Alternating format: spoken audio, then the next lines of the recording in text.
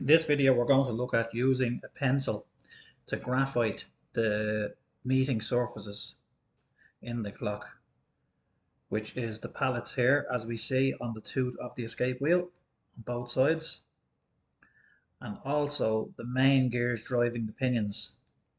Graphite is actually like a dry lubricant.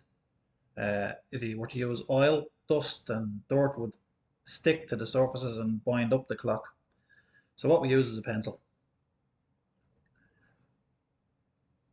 So on the faces of the pallets here, I'm just going to pencil the surfaces. These are the surfaces that the escape wheel faces will rub across each time the tooth is released as the pendulum swings. So we pencil both surfaces. We'll also graphite or pencil the angled faces of the teeth of the escape wheel itself, which will meet these pallet tooth surfaces.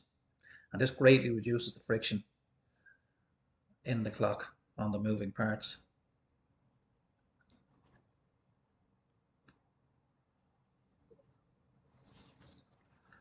So we have the escape wheel here and the faces, angled faces of the teeth.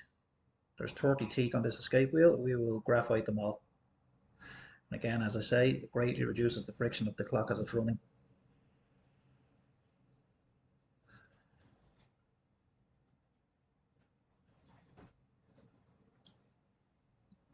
So here we are continuing to graphite the teeth on the escape wheel.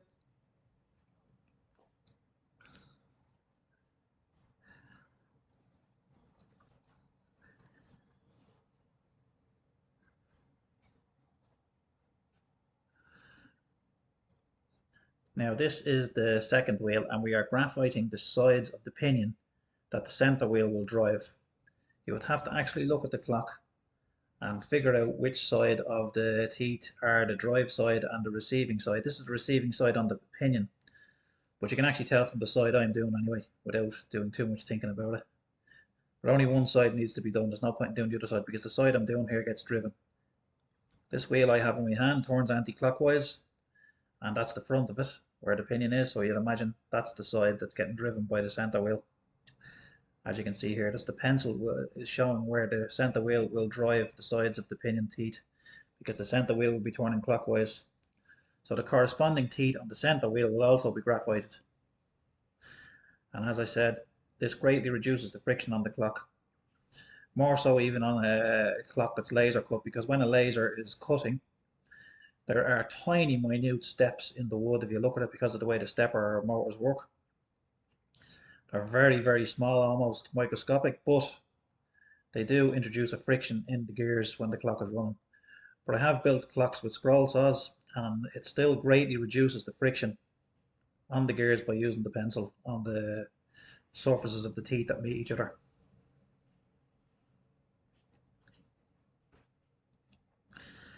It's a bit of a tedious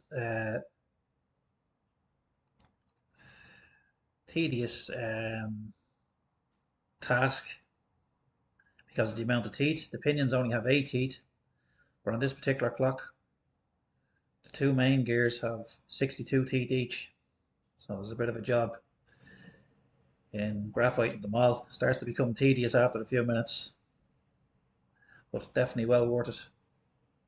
So as I said, here's the corresponding teeth on the center wheel that drives the pinion on the second wheel that we showed earlier on, and you can see the ones that meet each other as they drive are the ones that need to be graphited. That side and this side of the center wheel all the way around, and that's it.